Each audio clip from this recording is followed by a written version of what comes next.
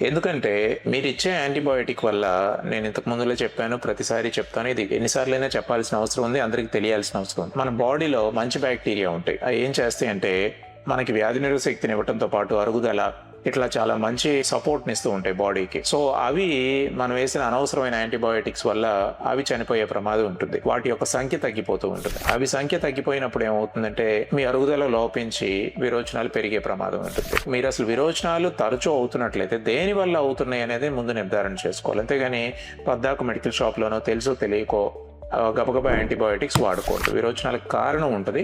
ఈ ఐబిఎస్ అనేది చాలా కామన్ ప్రాబ్లమ్ చాలా మందికి. అది సాధారణ విషయమే. స్ట్రెస్ తగ్గించుకుంటే తగ్గిపోతాయి, తీసుకునే జాగ్రత్తలు తీసుకుంటే తగ్గిపోతాయి. అంతేకాని వాటికి తరచూ యాంటీబయోటిక్స్ వాడకూడదు.